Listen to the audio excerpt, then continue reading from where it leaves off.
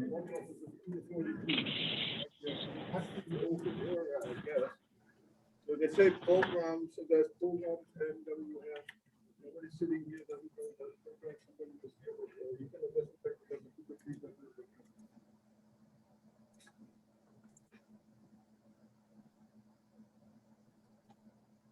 I know, that's all I get is manager. But there's no name in here. No.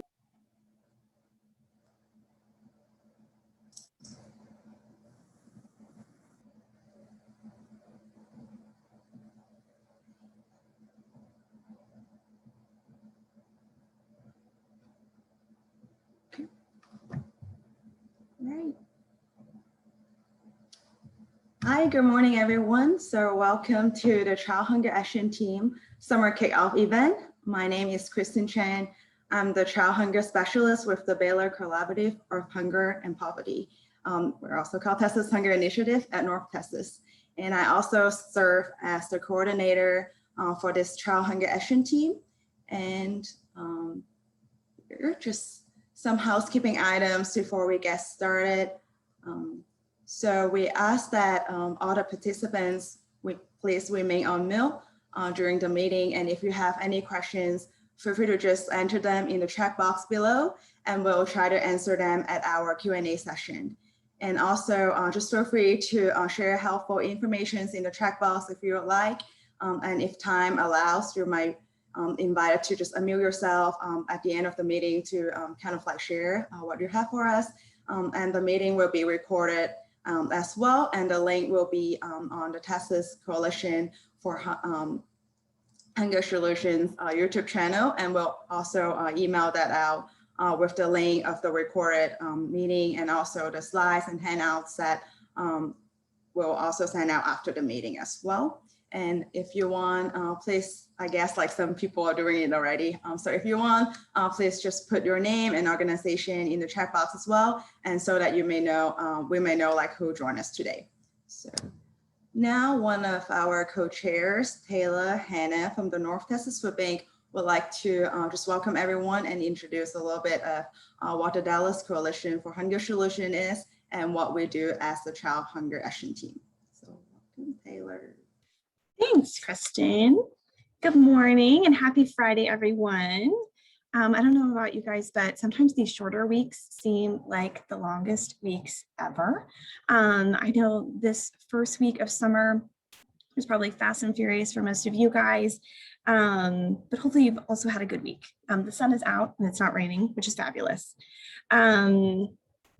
So we've got some great info to share today, as well as some speakers.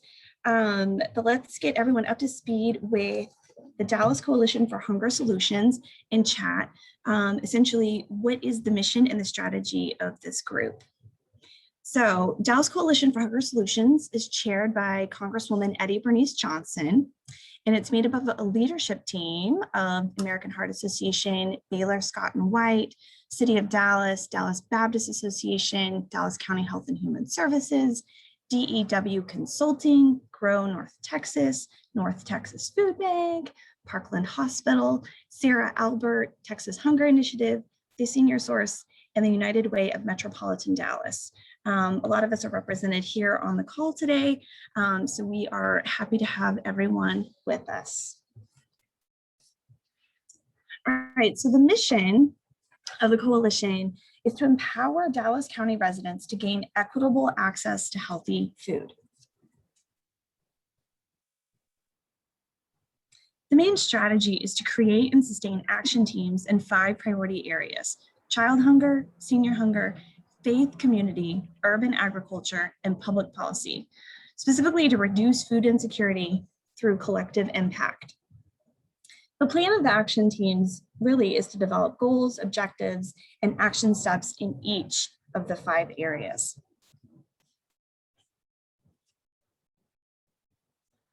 All right, so we're here at a Child Hunger Action Team meeting today. And the main mission of the chat is to end child hunger by ensuring that every child has access to 3 healthy meals a day, every day. Jenny and I co-chair this great team, and we have some interesting people here today to talk to us about lovely things. So I'm going to hand it over to Jenny so she can introduce our speakers. Thank you, Taylor. Good morning, everyone. Happy Friday. I have the pleasure of introducing a friend of mine who I've worked with for many years. John, we don't need to get into how many years that has been, but John Pooter, who is now the statewide child hunger manager for the Baylor Collaborative on Hunger and Poverty. He's going to share with us a little bit, kind of an overview of summer feeding as we start the kickoff and get ready. I know many of you are already in the midst of planning and getting ready to go. And so wanted to invite John to give us a little bit of an overview and kind of level set for everyone. John, we are so glad to have you here with us, and I will turn the floor over to you. Well, thank you so much, Jenny. It's been so long since we've talked. We've worked together for what, months and months now. We're not going to admit years and years. Yes, it's only seemed like months and months, right, John? It is wonderful to see you again. And I do want to start off by thanking Kristen and Catherine for inviting me to do this presentation. And I wanted to share my screen if I can find where I left it. Uh-oh, hold on just a second. I did want to share my screen and show you guys my little bit of the presentation I wanted to share with y'all. Where did I put it? Can y'all see that? Not yet. Okay, so I'm not doing this right. What am I doing wrong? Can you see it now? Or are you still seeing me? Kristen, any chance you can put it on since I'm not being... Put more furniture back, clean up and leave, and they can generally get that done in less than a day. I can put it up. Perfect.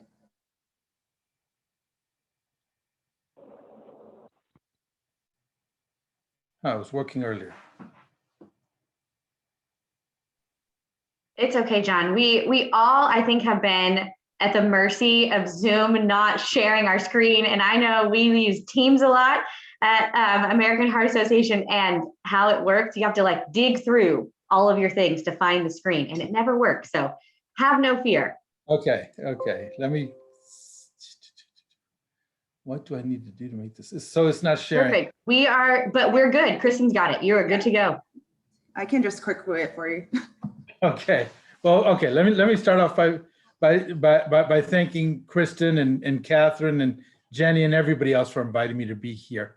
If you go to the next one, of course, as Jenny says, my name's John Pooter. I'm now the statewide regional manager for child hunger. And it's a real pleasure to start working on the statewide team. I spent a lot of time in Southeast Texas, but getting to visit and talk to folks statewide, and I'm learning so much from the different regions, and I'm really excited to learn more about what's happening in North Texas, and visiting with Kristen and Catherine and seeing what's happening here. This team you guys have put together is really an awesome team, and something that I think the rest of the state can learn a great deal from. So not only thank you for inviting me, but thank you for allowing me to learn a little bit more about what you guys do. Let me tell you a little bit about who we are at the Texas Hunger Initiative, and that's the next slide, Kristen. And THI really has a lot of different functions in what we do. We're part of really a collaborative that really tries to build off of the different elements that are within the community. And it allows us to do some community development, education. We got a great research team. We do some incredible community organizing, which includes creating hunger-free communities. And we do that across the state of Texas in 7 different regional offices. But what I work on and what I really focus my energy on, and Kristen and several others within THI, is that there's a team of us that really spends our time working on child nutrition programs, or child hunger programs, as I like to call them, on the next screen. And within those, we really spend our time on 3 items. We work on school breakfast programs, and that's really increasing the number of children who receive school breakfast in our schools. What we have found starting this program was that so few kids actually will utilize what we call the traditional model. And that's where the schools offer meals to kids before the bell rings in the cafeteria. There's a lot of stigma attached. And we have found that when we expand that to allow for feeding of children in the classroom through breakfast in the classroom or grab and go programs. In the high school, we like to see something we call second chance breakfast. The participation levels significantly increase. Stigma vanishes because everybody's eating. And it makes a big difference. We also spend a lot of time working on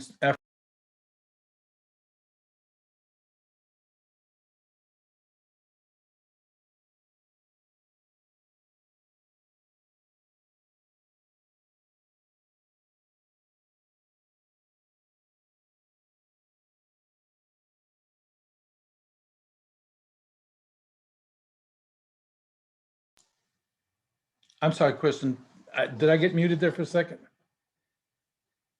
Okay. You're good now. All right. So, and we spent a lot of time on after school meal programs using the CACFC program, which allows for feeding kids after school meals, which is really important. I mean, a lot of these school districts feed their kids lunch at 10:30, 11 o'clock in the morning, 2:30, 3 o'clock rolls around. Kids are hungry. And if they're staying after school for any reason whatsoever, it's really important that we make sure that they not only get a meal, but they get a healthy meal. But the reason I'm here today to talk to you is about the summer meals program. And summer meals is really one of the things we have spent a lot of time working on and focused in on. And that's something that really makes a huge difference for us. So we can go to the next one. And so what we find is that these children that really rely upon a free or reduced price breakfast, lunch, and even an after school meal, what is it we're doing to support these children during the summer months? And that's why, just because summer's closed and schools are out, doesn't mean children stop needing to have meals and stop needing to have healthy meals. And so we find it really important that this is a place where we put a lot of our effort and concentration. And so, Kristen, so for us, the summer meals program, next slide. So for us, the next summer meals program really relies upon feeding kids through the summer. The summer food service program is an important part. School districts also utilize something called seamless summer option. For us, it's really the same thing. It's just a different program that does essentially the same thing to feed kids throughout the summer. And the important thing is it provides it provides nutritious meals for kids throughout the summer with no paperwork, no questions asked, anybody 18 years or under. All sites, well, most sites provide open sites so any kid can come and get that meal. And it's a huge, huge part of making sure we can feed kids. Kristen, next slide. But the challenge we have, and of course, these are healthy meals, right? They have to meet USDA guidelines. That's one of the things we like because in Texas, we've seen the importance of making sure kids get healthy meals. And it's one of the best tools to help address things like childhood obesity, childhood diabetes. The fact that we're feeding them something healthy that has fruits and vegetables and all these wonderful things that are put upon us goes a long, long way in making sure that we're keeping kids healthy. And that's one of the things I tell my friends in the medical community, that if you want to make sure kids are more healthy, make sure they're eating USDA meals that meet USDA guidelines. Kristen, next slide, please. But here's the problem.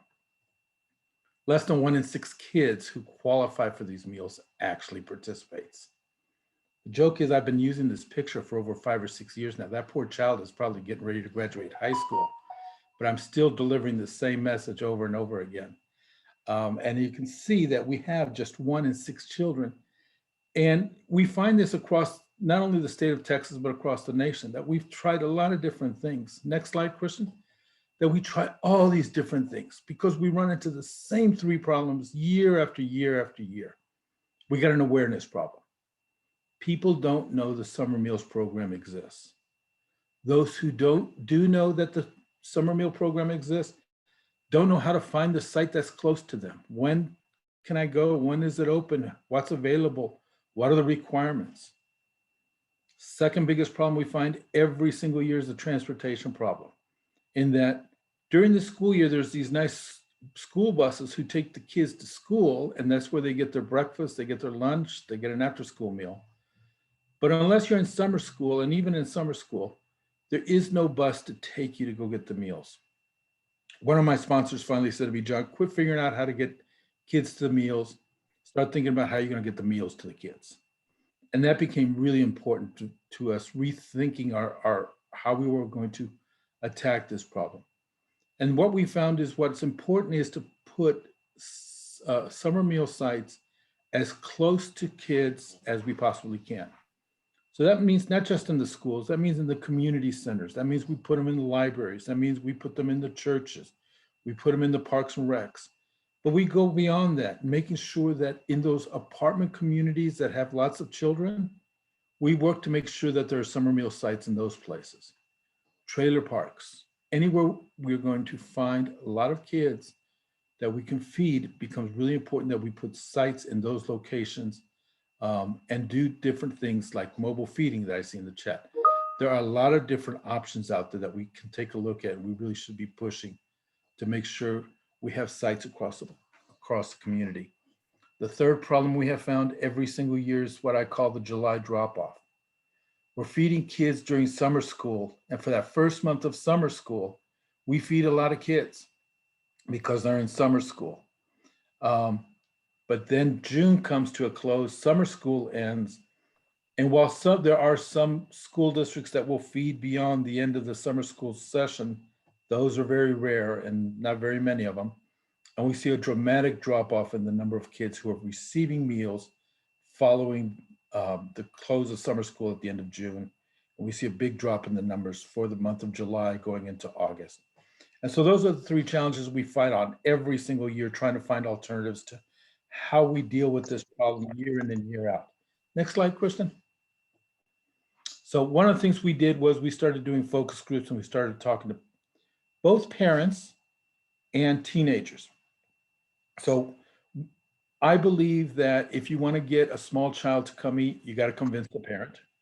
But if you want to get the teenager to come eat, you got to get the teenager convinced, because they're going to come on their own. So we did some focus groups on both of them. And it was really interesting in what we learned. When we talked to parents, what they wanted healthy meals. They liked the idea that the meals were free. They had almost no knowledge of the summer meals program. They were unfamiliar with the tools available, the 877-877 texting tool, or the 211 phone number to call.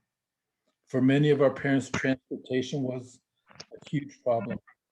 And one issue we found over and over again was there was this issue of concern about immigration policy. Now, we did this a year ago when immigration policy was on the rise, and there was a lot of concern about deportation and papers and everything else. So those were some of the real issues we heard from parents. Kids, teenagers gave us a whole different perspective. They were not interested in free meals. They associated the idea of free meals with soup kitchens and meals that they were not interested in having. So whenever we talk to teenagers, we never talk about free meals. We may say no cost, we may say complimentary, we may say a lot of things, but we stay away from the term free meals. It's hard to get them out of the house in the summer. They're playing video games. The new social way for kids to communicate is online. And they needed more of a reason to go get that meal than just a meal itself. And so they needed some greater incentive. And this is what we learned. So next slide, Kristen. So we started talking about how do we reach parents. School districts are the #1 trusted source of information for parents. They trust school district information above all other governmental information, nonprofit information, news media information. If you want to get a parent to believe what you're saying, you got to get the school district to say it. They like to get their information through a text, through a call. And amazingly, almost every single parent we talked to was on Facebook and liked to use Facebook. And so those are the tools we realized is the way we were going to have to find and reach parents. And that's kind of the tools we've started to use to try to get our message across to them. Next slide, Kristen. But then something dramatic happened and the pandemic hit. And we were stunned at the numbers, how they changed. And this is also a surprise to us. That's that 15 million that we see every single 15 million served in 2019. That number bounces up a little and bounces down a little year after year. We work really hard to get it up, then something happens and it slides back down. But we never move that more than a few percentage points up or down until last year when we saw the dramatic shift of serving over 53, almost 54 million meals in the state of Texas during the summer. And so you got to ask yourself, what happened? I mean, we didn't do anything special. Matter of fact, we probably did less last summer than we normally do because the pandemic stopped us from doing kickoff events and media events and having all of these things to try to get the kids out and try to get media attention. We actually were able to do less, but got more results. And the real question has to be, what happened? And so, Kristen, this is what we found. There are four real things. One is there was no doubt there was an increased need. Families needed these meals. You saw the lines that were happening in the food banks where you just had to announce there was a giveaway and you saw miles and miles of lines of people coming to get food. There was really, really a serious need. But we also know that the three of the most important waivers that impacted feeding kids was the waiver to do away with congregate feeding, the ability for us to serve multiple meals at once, and allowing parents to pick up the meal without the child in place. These three tools went a long way in allowing us to finally reach the kids we've been trying to reach for so many years. These were the things that were holding us back. Kristen, next one. So what we know is this year, we've got some short-term solutions coming to support, right? We saw the 2021 stimulus checks come out. We know PBT benefits are just now starting to hit into the accounts of families for the previous school year, and these are significant amount that's going to be on their Lone Star cards and EBT cards. We know there's going to be another round of benefits coming in August for the summer. The child tax credits are scheduled to start being sent to families probably 1st of July. I'm hearing 15th of July at the latest, and that could be $250 to $300 per child for every child per month. And these payments we think will begin in July. These are going to be significant, and these are really, really can go a long way to help support families who are trying to feed kids. But we have to be honest with ourselves that these are short-term solutions. This is a one-time fix for a very big problem. And what I don't want us to do is have a one-time fix in 2020 and another one-time fix in 2021. And we fall back to where we were in 2019 in the following summer. So next slide, Kristen. So what we need to do is we really need to change the way we think about things. We need to move away from the number one issue is making sure there's program integrity and make sure our number one issue is feeding kids. Program integrity is really, really important. It's a really valuable thing. But the red tape that comes with it a lot of times slows down our ability to feed more and more kids. And so we really have to start thinking, what is our number one priority in this thing? But most importantly, we need to work right now to make sure that those three waivers that saved us in 2020 do not vanish in 2022. We need to make sure that the implementation is in place to make sure we remove the congregate feeding requirement, that we allow for multiple meals to be picked up at once, and that parents can come and get those meals without the kids. We know that's going to make a difference, and we know that can make a difference long-term, not just now while we're in the middle of a pandemic, but into the future if we want to start feeding kids. And I don't see that little girl sitting there by herself, one of 6 again. I don't want to use that picture anymore. So anyway, next slide. So time permitting, do I have a little bit of time or did I burn all my time, Kristen? Go ahead, you have more time. Okay, I never know. I did want to, if you'll click on that for me, that is the video that's being put out there by TDA. And I did want to make sure to go out and share it with everybody. Does it click? Yes, it's loading.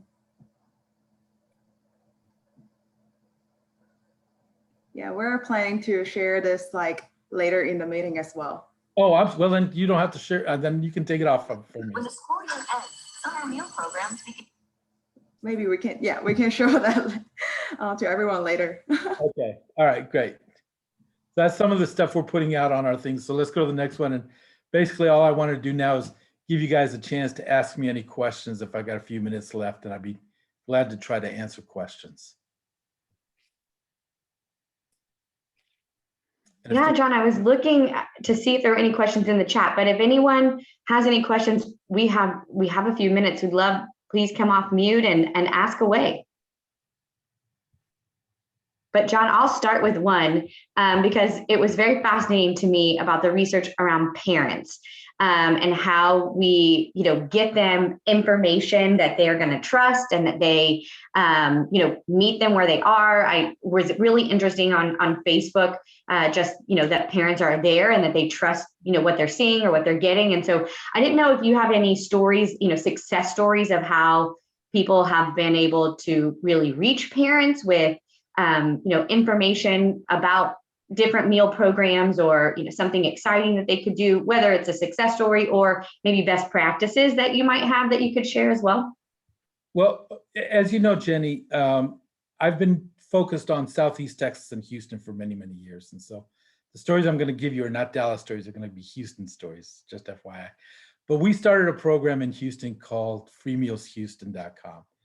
And we're creating advertising that is for very, very, very few dollars. We're able to target parents of children on Facebook and do Facebook ads that help direct families to it. The response rate has been incredible.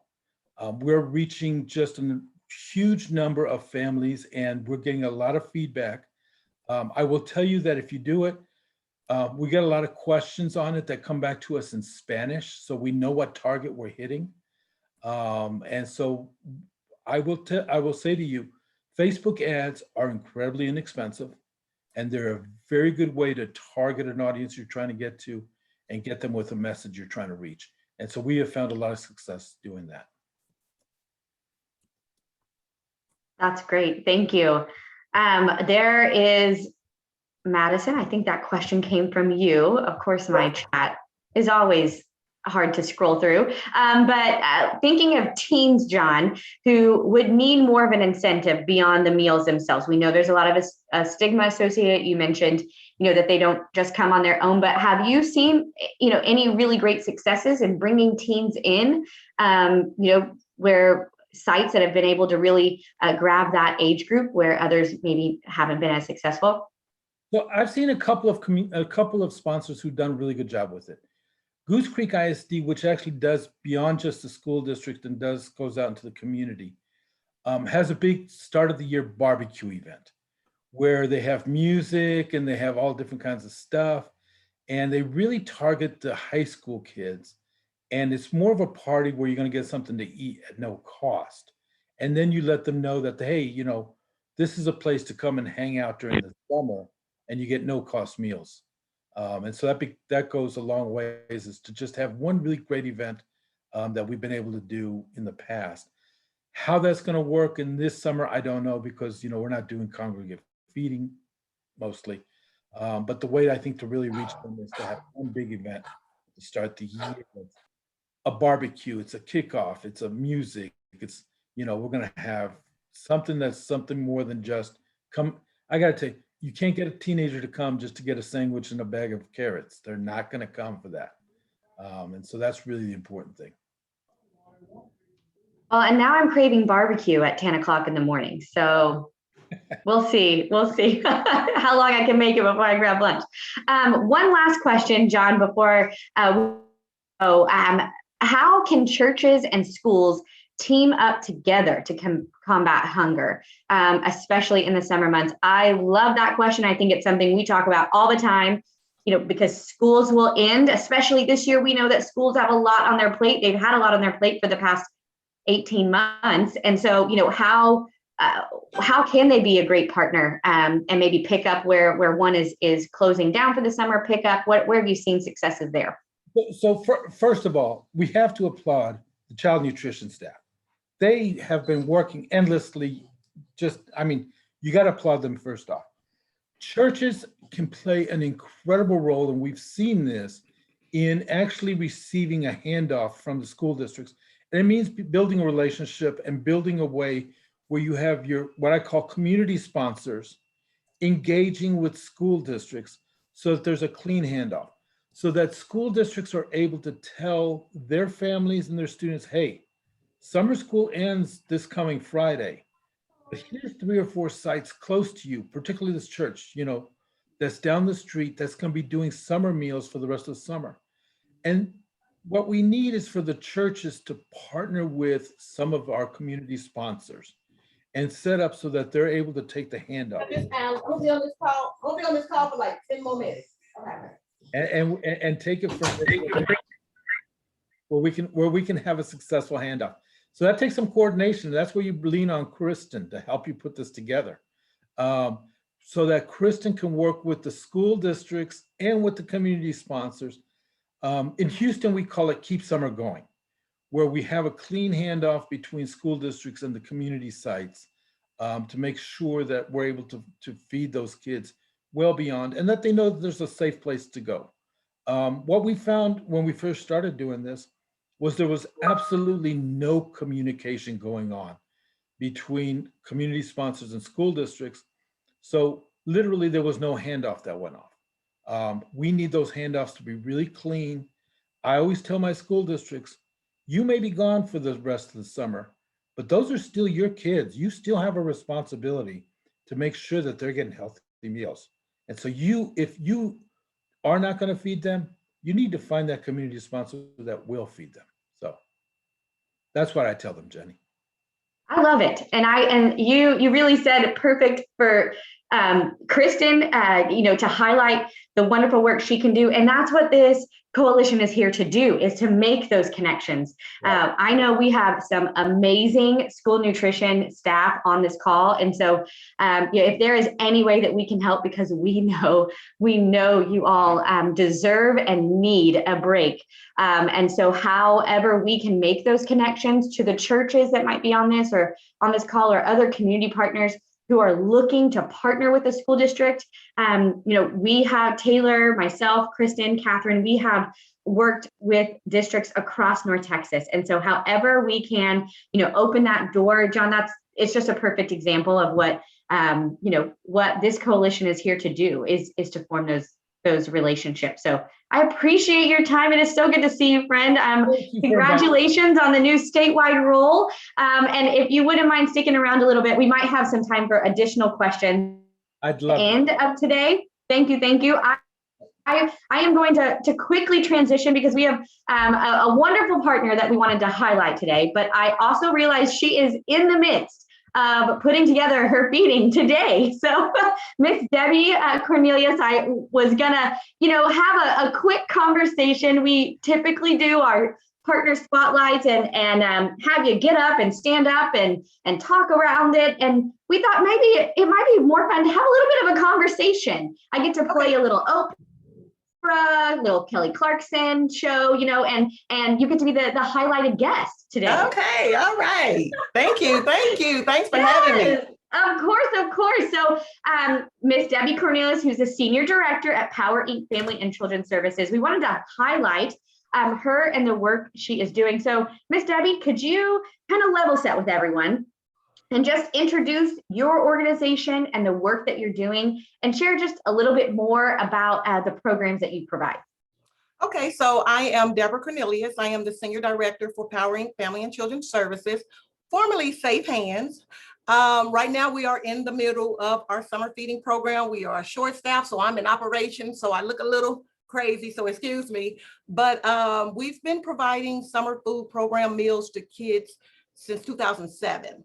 We also provide the CACFP program where we do at-risk meals. So any child that when they get out of school, they have a good little meal after school. So we do at-risk meals and we do the summer feeding program.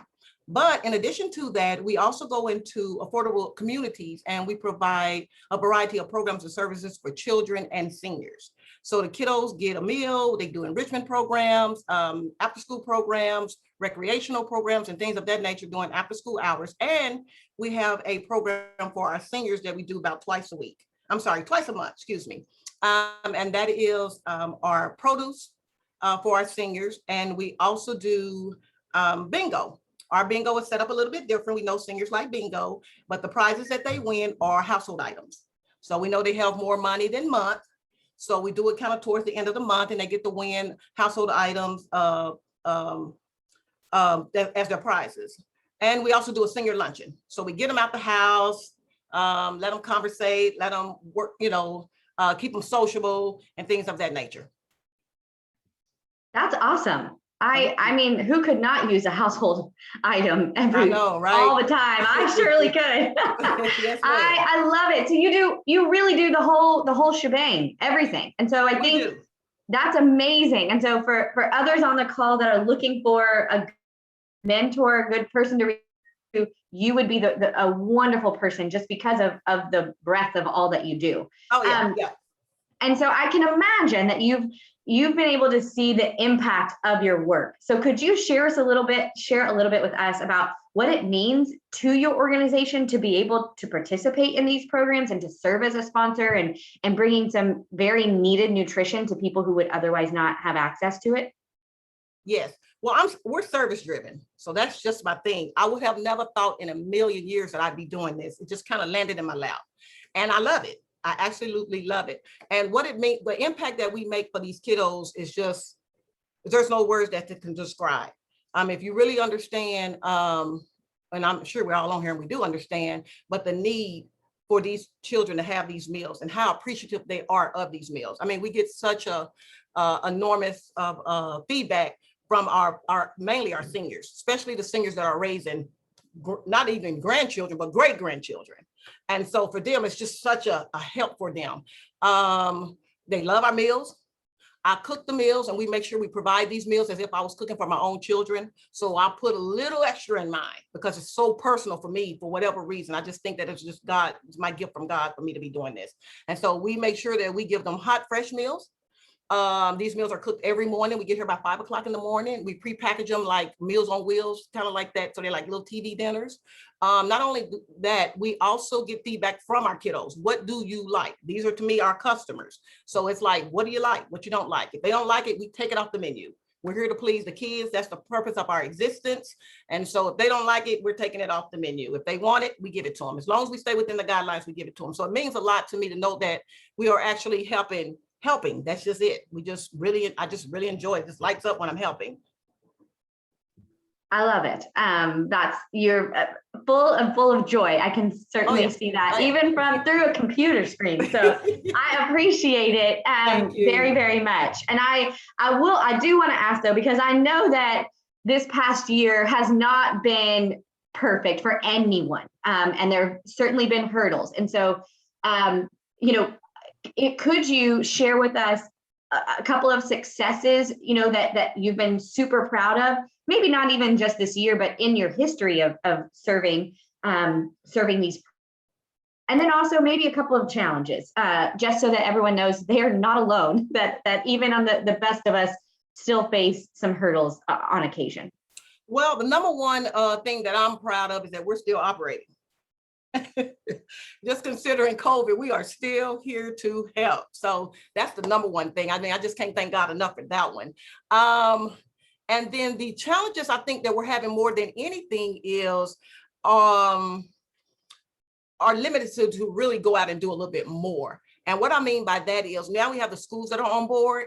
And so with TDA, us being a nonprofit, we kind of got to stand in line a little bit. And so for us, we had to drop a few of our sites to allow the schools to go ahead and operate. So for me, that's a little bit of a challenge. We had I think we were serving about, I'm going to say estimate about 1,600, and we're down to like 7. And so for the summer now, we went from about 2,000 and we're down to like 700. And so with all of this energy to help, it's like, oh my God, where are my kids? And so that's just really one of the biggest challenges that we have. Also for this year, we missed the commodities. And so one of our challenges that we're currently having right now this summer is out-of-pocket expenses, because every year, once you apply for the program, they allow you to get some commodities. And so for a fraction of the cost, you can get a lot of food to feed more children, that is. And now, so we're coming out with a lot of pocket expenses to do that because we missed the deadline for the commodities. But anyways, other than that, it's still great. I'm still doing a service. I truly believe that the more you give, the more he gives to you. And so I'm just enjoying it. I love it. Okay, so I have one more question, although I'm going to loop in because I know you got to get back. Because I got to get back. Yeah. You got to get back. And I'm hungry because you're hand making meals, which is much better than I do even in my own home. So real quick, we know that there could be a lot of misconceptions from the public. We talked a little bit about how we can make sure parents know, the benefits of this program. That it's for all many ages. Could you share a little bit about what you wish families knew about the program, and then follow it up because there is one question asking about where you serve. I wish the families knew that we were there. A lot of that marketing is another. I should have said that too. That is a challenging piece. Our programs are in the communities that we serve with the apartment management company. So we're like right there. And so we do a lot of marketing, but we do our marketing in those communities that we serve. When I say that, meaning those contracts that we have. And so we put up signs and things of that nature. But I think people don't realize that those meals are there for them as well, that are outside of the communities that we serve. So I wish they know that it's from the ages of 1 through 18 and it's free. Come get a meal. I think another challenge that I think that parents may be having, I know you didn't ask this question, is sometimes it can be a transportation issue. And I know when I was little and we there was a recreation center around the corner from us, it was in walking distance. And so now I think that some of that is some of the challenges that some parents may be having is getting to these sites. So when school is out, can I get over there and get me a lunch, especially when they're not on the bus route anymore? They may not be able to conveniently walk like I was to the rec center or to the school or to the site. Then what? So that's one thing. And then what was the other question? I'm sorry. Oh, no, you're fine. You've also given us a great segue for the next segment. So my last thing is just, where are you serving? What areas of North Texas do you work in? Someone asked where you're located. We're in all of DFW, but right now we're in Oak Cliff. We are even in Farmers Branch. We have a school in Farmers Branch we picked up. We have a horse park that we just picked up in Glen Heights, but our main sites are right here in the immediate Dallas-Fort Worth area. But we'll go just about anywhere. That's amazing. Well, Miss Debbie, I will let you go back to cooking. Okay. We are so grateful for your time today. Thank you. We appreciate it, of course.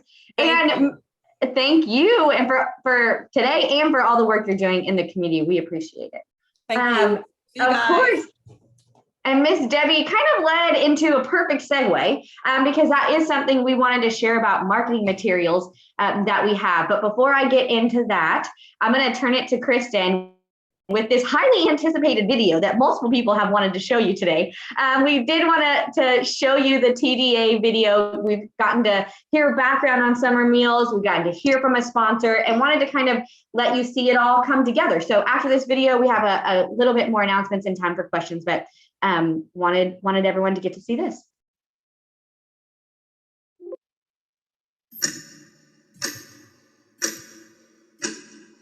Our children's need for nutritious food never takes a vacation.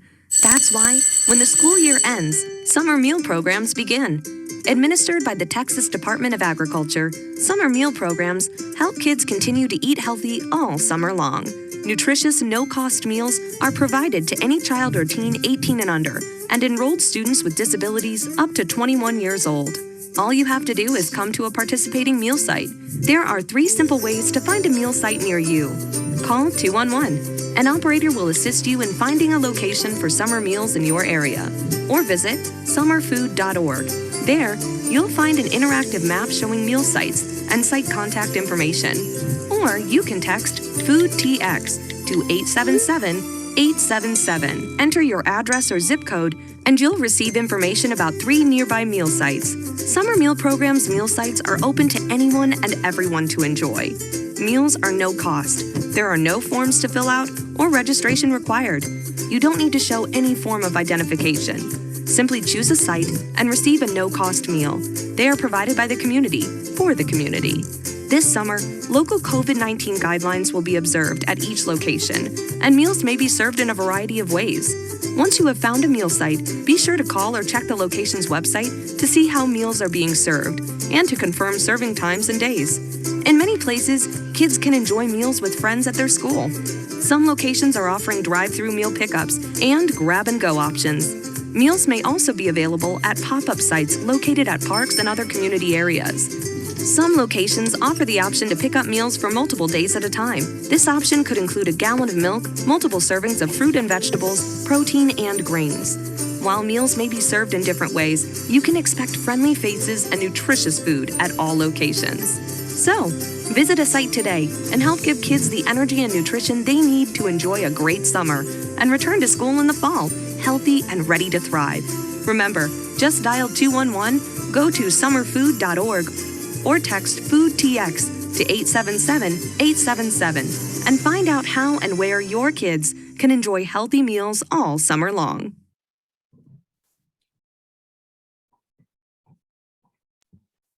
Thank you, Kristen. What a fun video to certainly highlight just the many different ways that people can access summer feeding. I know there was a question. Oh, I think Kristen put the video link in the chat.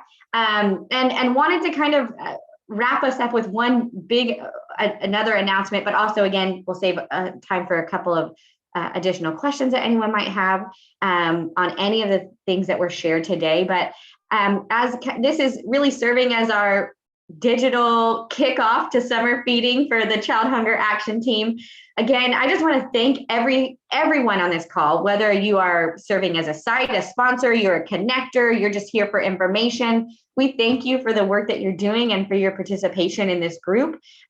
We know that together we can truly make an impact. And so appreciate your time today. And to John's point, when we all do work together, we can ensure that there are no gaps, that we're really closing those gaps and ensuring that kids, no matter where they are, that they have easier access to meals. So thank you so very, very much.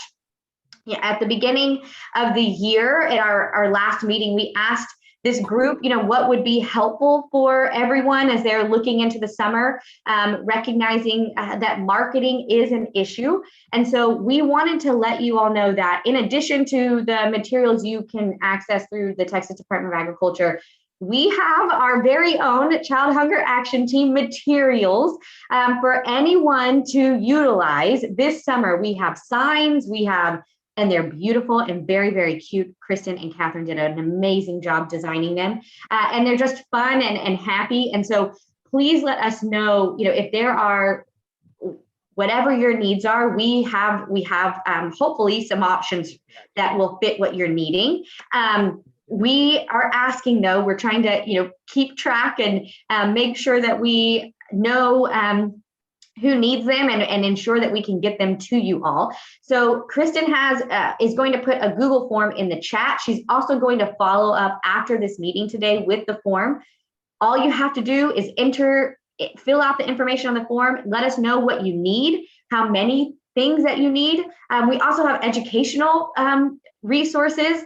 To the point that was made earlier, we know that sometimes you've got to have something a little extra. And so if you are doing some type of a congregate feeding, or if you're allowing for a place where kids can stay, and play, we have options for that as well, and resources to share. So we hope that this will make, the marketing burden a little bit lighter, and hopefully some of the resources that you might be looking for a little bit lighter as well. We're excited to be able to offer this, and would love to be able to offer this again every summer as a resource. And so we really appreciate you using that form and requesting it so we can have the data to make the case to keep on being able to provide this information. If you know people who are not on this call that you think could use these resources, please send them the Google form link. It is available to anyone that would be interested in utilizing them across our area. So we certainly just want to make sure that you all are aware, and feel free to share as needed.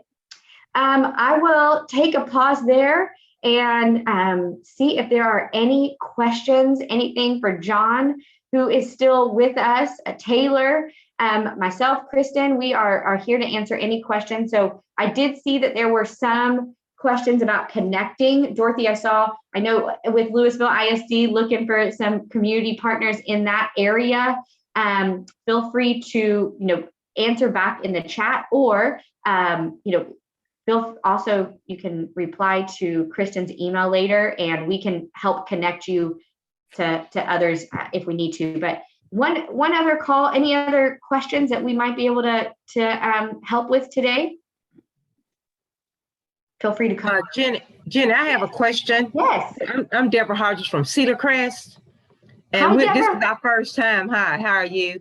Good. Yeah, and we're over there in the feeder schools with Roosevelt and some of those schools. So I learned that Dallas ISD gets out on the 18th. And we're supposed to start our feeding program on the 7th. And so we was trying to figure out, with the students still being in school, should we just try to just get some of the students that are not in school, the kids that are not in school? Is that what we focus on?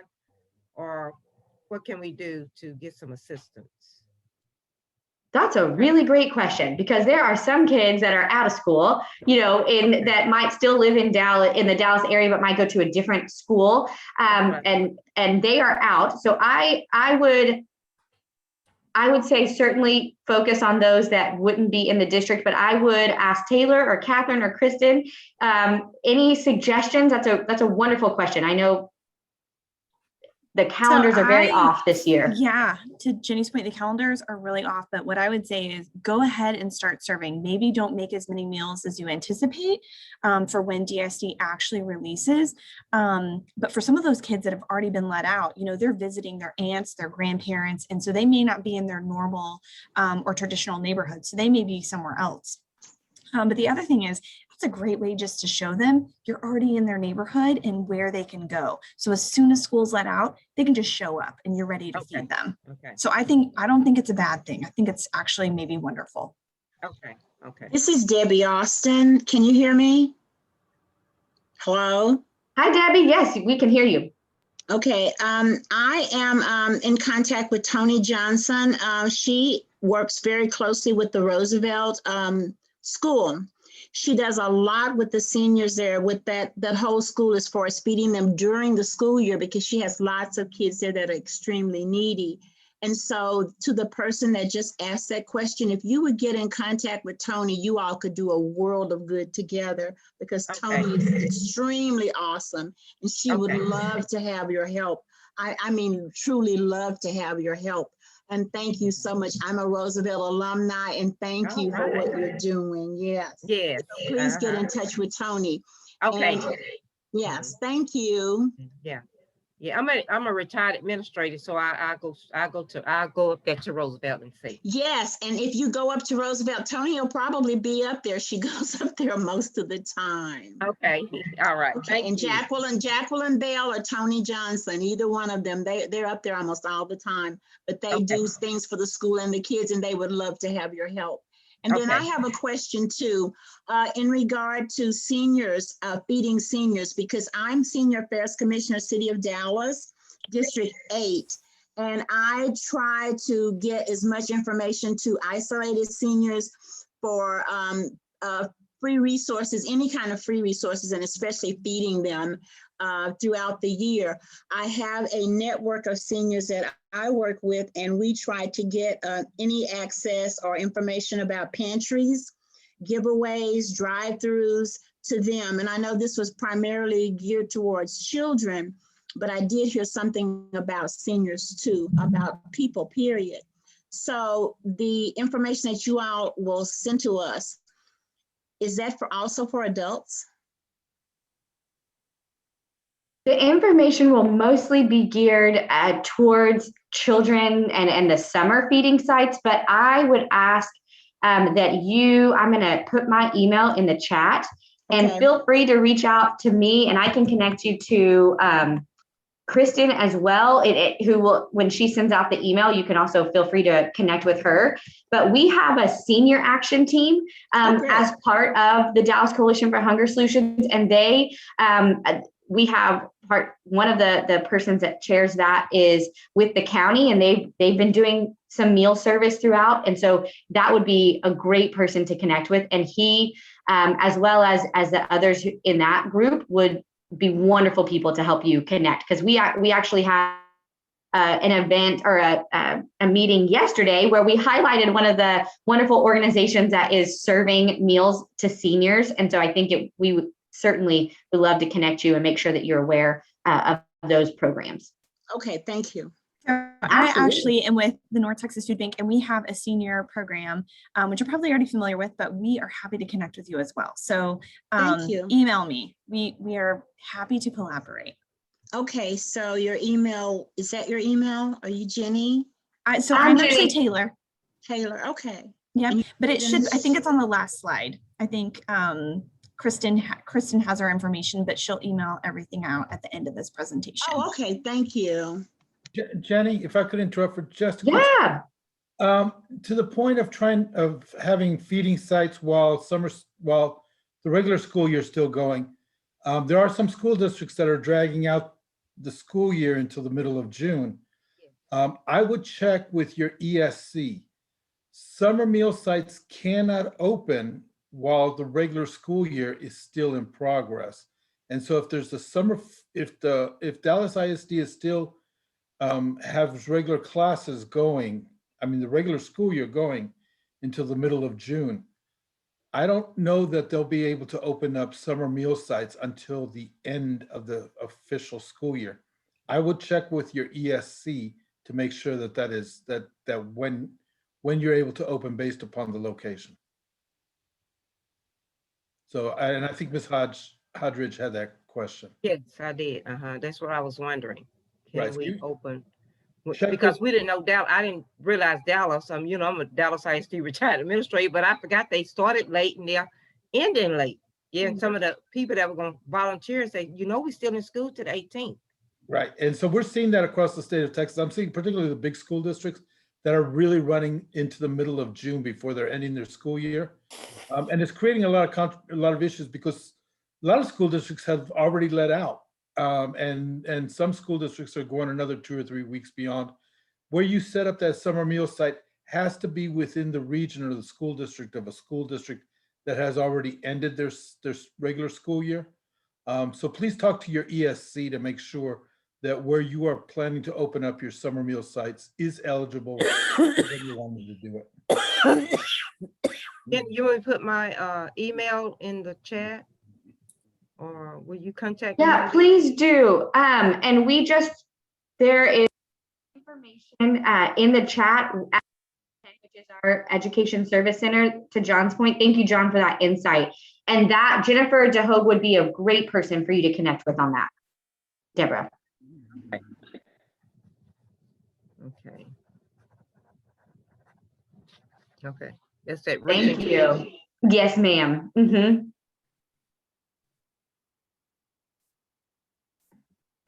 And I know that your question is not alone, or you're not the only person asking that.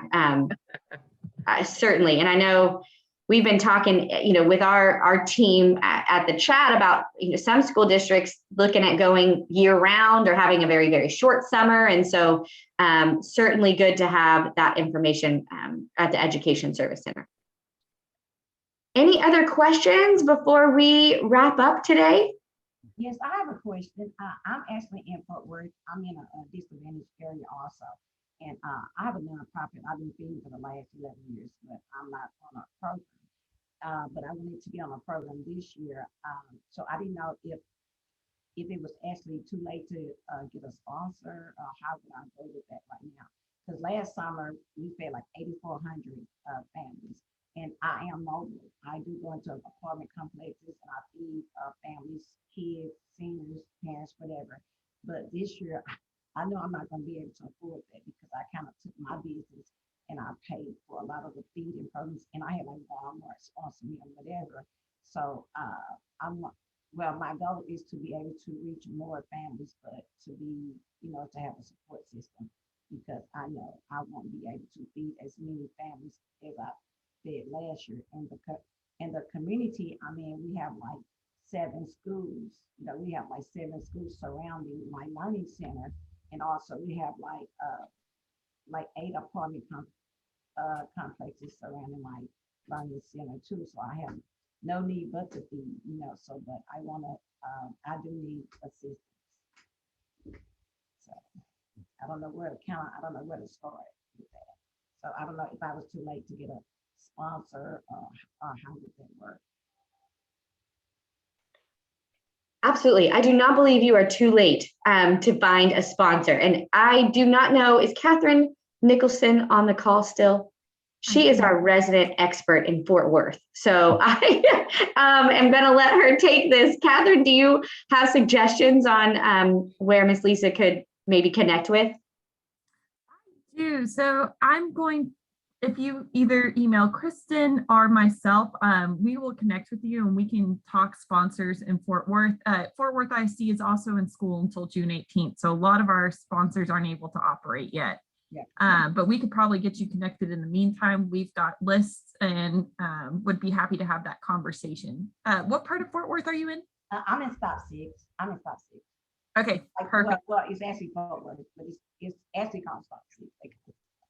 Oh no, I know Stop 6. I was just over there at Black Coffee this morning. So yes. So yeah, so you know that area then.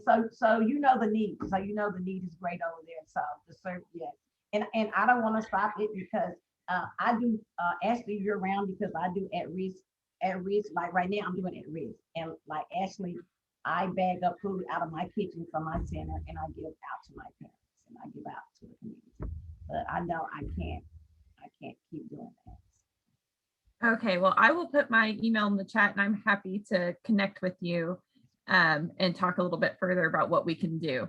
Yes, so thank you. Thank you. Perfect. I'm so glad that we're able to make sure that we can problem solve on the call today. That is what we are here to do. So I'm very, very grateful for everyone's time. I want to do one last call for questions because that is truly what we're here to do. Any other questions or thoughts? If you do not have anything at the moment, but something pops into your head later today, as you might be eating that barbecue that John was talking about, you can absolutely send us an email and give us a call or connect with us. I'm gonna hand it back to Taylor to close it out, but thank you again for your time today. Although, all right, yeah. Such great information. John, you totally killed it in calling out some wonderful ideas on how to serve those teens and get them engaged. Also those challenges, it seems like everyone experiences those things regularly. And then those waivers, those oh so important waivers. Let's hope that those stick around for a very, very long time. And then Deborah, oh my gosh, Debbie, so much wonderful energy and love for her community. Glad you could all join us today. Hopefully this was helpful. I think that's all we've got for today. We talked about resources. So like Jenny said, if you get that link and maybe you don't need it, but you know somebody else that does, pass it along. The signs are fabulous and they're a little extra special from the ones from TDA. So we'd encourage you to snag those up. But we'll have another meeting in September and we hope to see you all again then. You guys have a wonderful summer and take it easy. We'll talk to you then. Bye, everyone.